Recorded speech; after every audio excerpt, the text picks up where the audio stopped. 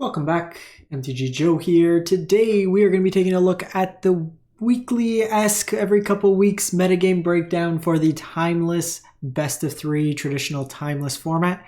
We haven't covered one of these in a while, just the format was kind of stale in my opinion. I wasn't too excited to talk about the same 3 or 4 decks over and over. But with Aether Drift, we got the special guest Chrome Mox, which is seeing a ton of play across a whole variety of different decks. Just some fast mana that can enable some combo stuff, helping out the mid-range stuff, but we'll take a look at the deck lists themselves. We'll probably do this, if things change enough, every couple of weeks, just to kind of see where the trends of the metagame go.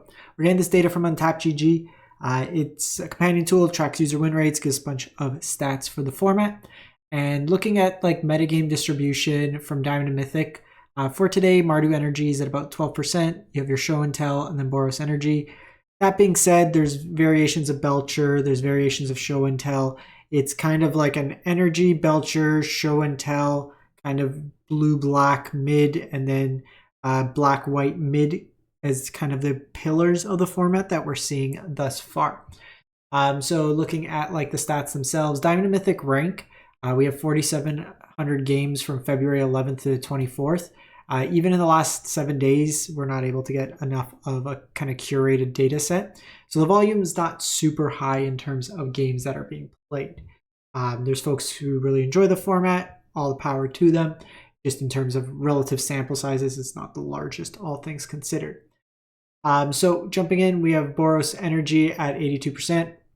A lot of these are going to be smaller sample sizes, so there might be some larger swings, but these are just kind of to highlight what the best performing decks are. So Chrome Mox is the card we'll introduce once, since it'll be in a lot of different decks. So you have the ability to imprint. When it enters, you may exile a non-artifact, non-land card from your hand, and then you add 1 mana of the exile card's colors. So this will allow you to kind of cheat and get basically a free mana on turn 1 by paying an extra mana. With doing so, you kind of refill your hand with the One Ring. You have Flages in this one. No Bombardment in this version, just the Ajanis and the Amped Raptor. And notably with this version here, there's no Aether Hub, so you are a little bit limited in terms of what you're hitting. The interesting thing with this version here, it's got 12 fetches and only 7 fetchable lands. So a little bit interesting, kind of really cutting it on the land count in this particular iteration. But you have your energy package, Galvanic Discharge, Guide of Souls, Oscillus Pride, 4 Ragavans, Static Prison, and Swords to Plowshare as removal. Check out the companion. Blood Moon in here for the non-basics decks, Belcher, stuff like that. Belcher could still win through it because Belcher is colorless, but you could potentially cut them off their ability to use like Dark Ritual and stuff like that, depending if they have the Chrome Mox or not. Disruptor Flute for activated abilities, kind of hate pieces, tax effect. Static Prison as removal, and against any sort of like Storm deck, Show and Tell deck, you have Deafening Silence. So very clean kind of sideboard there. You have Show and Tell next, 78%. So with these here, you really just want to see, are they using the sideboard for combo, or they're just kind of winning with kind of the Fair Plan, Hullbreakers, Atraxas, stuff like that. Chrome Mox making another appearance here. The art on this card is great, by the way. So this version here has got a little bit more interaction. You have some Mana Drains main, Veil of Summer for protection. Core of the deck, you want to get Show and Tell, play your Omniscience, and then free cast. You have Mastermind's Acquisition, go get the Approach the Second Sun, and then either dig for it with like Atraxas, dig through times, assemble the teams, you find the second copy. Your sideboard's got Thoughtseize for hand hate, Abrupt Decay, pretty much beats all the hate pieces in terms of tax effects, limiting effects. Mana Drain as more counters, Mirror, stuff like that. Corrosive Grip and Force of Vigor are great in the mirrors. And then Leyline of Sanctity, anything with heavy discard, or against Belcher, they can't target your face with it. Then go to Orzhov Blink at 77%. So these Overlord packages are doing very well in Modern. In Historic, I've been playing a lot of the Sorin Elenda piles as well, given the last month was Metagame Challenge and the Qualifier Weekend. It's having a lot of fun. So Chrome Mox in here gets you ahead. So you have a lot of powerful turn 1 plays, Dark Ritual into Sorin, into like Elenda. You can go Grief on turn 1, and then reanimate Grief. You can discard your own threat and reanimate it. Troll's an effect here that now you can more reliably turn one troll. So Chrome Mox, cycle the troll, play the land, reanimate troll on turn one. Very powerful. Overlord helps you find your stuff, and then you have Dollmaker that can blink your Griefs, your Bale Marks, your Alendas, get some value. Witch Enchanter in here plays really nicely with Juggernaut Peddler. You give him the Juggernaut, but then Witch Enchanter can just kill it, while also blowing up things like Show and Tell, or any of the enchantments from like, or it can blow up Belcher, it can blow up Necropotence, anything of that nature. Silence, like we mentioned, Graveyard Hate with Ghost Vacuum, Disruptor Flute for activated abilities. Thalia is a nice tax effect.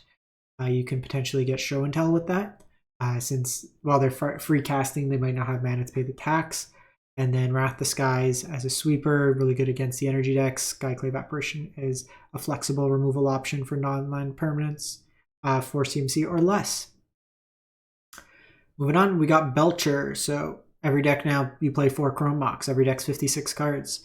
This version here can fairly reliably, I think, now win on turn 1. Some combination of Chrome Mox, Rituals. You can use Griefs here and then sacrifice it to generate the mana from Grief. So you evoke it, kind of go from there. So you still have the Sorin Alenda lines. Then you also can win with Belcher here. So multiple kind of ways to attack it. You can also Solitude and then generate 5 mana from that. Dark Ritual -1, that takes you to 4, and then the 3 black mana gives you 7, enough to cast and activate Ritual on turn 1, which is kind of cool. So this is a deck that your opponent may never even get a chance to shuffle up. Leyline says protection, Unstoppable Slasher, so if gives you a different kind of win condition. You can turn 1 this and just start chipping at their life total. It's a fairly sticky threat. Path to Peril as a sweeper for the energy decks. Rest in Peace for Graveyard Hate. Against heavy counterspell decks, you have Defense Grid. Fragment as a flexible removal, and then Duress for Hand Hate that doesn't take damage, since your mana base is quite painful, as well as you're a Necro deck, so you're using life as a resource. Mono Blue Belcher. Again, play Chrome Mox. So with Mono Blue, you're using some of these creatures, things like Thundertrap Trainer, Philagi, that help you dig. Then you can use Flare Denial for basically a free counterspell in this one by sacking your cheap creatures. Sink and Stupor is kind of a bounce effect. Commandeer can steal their big things. And then you have your Belcher package. You have Hullbreaker Horror, similar lines there. So this version here is more about kind of value play. You cheat out the Omniscience, and then you can kind of just hold up Permission, free spells, stuff of that nature. Seagate can draw you a bunch of cards. So it's not like combo I win right away, but you pretty much win. You can dig into Belcher as well, potentially. Flusterstorm is just a flexible counterspell. Stern Scolding for the Lurrus piles. Unable to Scream as removal. In Mono Blue. Blue Moon in the sense of Harbinger of Seas for the multicolor decks. Belcher decks that cut off their black. Frozen Grip in here. Leyline of Sanctity as protection. One Ring. And then Commandeer. What's actually interesting in these black decks, I was thinking, is like why you don't play Baldur's Trade Spy for the mirrors, because you just mill out your opponents. So then we have Esper Tempo, 73%. So basically blue-black tempo with access to Swords to Plowshares, more flexible removal. Deathrite Shaman in here, just cheap disruption, Spell Pierce, Spell Snare, Tameo, Frog Bowmaster package. So kind of interact on the stack, cheap removal that's flexible. Playing Mishra's Bauble, not Chrome Mox, but kind of flexible. You have the Sanctuary that can rebuy your spells as well. Lair's Companion. Silence for like the decks playing multiple spells per turn to kind of storm off. Graveyard Hate, Prismatic Endings, flexible removal. Stern Scolding as cheap counters for Lurrus piles. Thoughtseize for Hand Hate. You have your Flutist tax effects, Unlicensed Hearse for Graveyard Hate, and Toxic Deluge as a sweeper. You then have the Mardu Energy list. So this one here, pretty stock. You have Peddlers in here instead of the Boros version that's playing a little bit bigger with Flage and the One Ring. This is a Lurrus pile. Basically, black is in here for some disruptive elements, Bowmasters, Peddlers, and Thoughtseize, with the rest of the deck being pretty contained. Goblin Bombardment, a Johnny kind of combo in that sense. Prismatic Ending as a flexible removal. And again, just looking, a lot of the same sideboard cards. Silence, Ghost Vacuum, Portable Hole's quite strong in the mirror. Lets you kind of remove stuff without the energy condition that you would have normally with Static Prison. Surgical for Graveyard Combo Hate, Swords again for more removal, Thoughtseize for hand hate, and Disruptor Flute. You then have the mono black Storm deck, so Chrome Mox in here. You have the Necro lines, refill your hand, but with Jet's Medallion, you're basically able to loop when you have Cthulhian Nightmare, Freebooter, and Shambling Ghast. You sack it to the Nightmare, they generate a treasure, you bring it back to hand. So it creates a loop where you basically keep being able to recast Nightmare for 1 mana from the Jet Medallion. When sacking these to each other, they generate the treasure to pay for it again. So you basically just build out a Storm count over and over. You can mill them or drain them out with the Marionette Apprentice that way there. Priest is another way you can create loops, just netting mana each time it comes into play with the cost reduction from Jet Medallion. These decks also play full 4 Phyrexian Towers to help you get ahead on mana. Spy, here we see it for the Belcher mirrors. You just mill them out by casting Spy. Deluge as a sweeper along with Meat Hook. Defense Grid as counter protection. Vexing Bauble for elemental decks. Anything like Show and Tell, you kind of counter them that way. March as flexible removal that gains you a bunch of life. Haywire Might to hate on hate pieces. Fatal Push cheap removal. Cling for graveyard hate and some life gain. And Duress for hand hate. This one's a cool one. So it's mono red Breach Storm. So Chrome Mox in here again. With access to Burgi, you're able to generate mana every time you cast something. This deck's got a number of Impulse style effects, Highway Robbery, as well as Reckless Impulse. That lets you get some value with Ruby Medallion out, reduces the cost. And your win condition is kind of Underworld Breach, rebuying cards. You can, and then whenever you cast a card from exile, Unstable Amulet pings your opponent. So a bunch of ways to kind of chain through draw effects.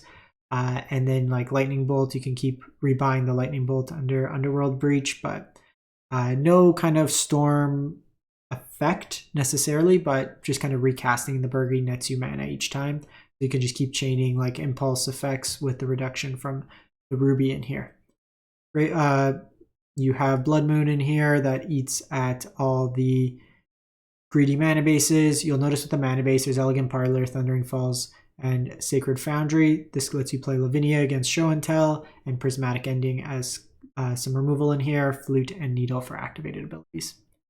And then lastly, we have Rakdos Burn. This one's at 70%, somewhat small sample size, but Deathrite in here eats away just a bunch of burn spells. People are trying to, play a bunch of effects that take damage, 3 damage from each of your Belcher lands, stuff like that. So just crack them for a whole bunch of damage. Bolt Wave, Bump in the Night, all ways that play around just the 3 mana damage for like one kind of effect there. And then, against all these Chrome Moxes, you have Roiling Vortex that could just incidentally ping them for 5 damage each time. Good against Show and Tell, Eidolon for any of the low mana decks, Searing Blood for the creature decks, Smash Smithereens for artifacts, Surgical for combo hate. That's it for the week. Let me know what you think of the format. If you think Chrome Mox is a little too much, is the perfect card to add. And I'm just curious to see how people have been playing a lot more historic recently, just given the recent events. So interested to see where people stand on that. In any case, thanks for watching. Hope you have a great one and stay safe out there.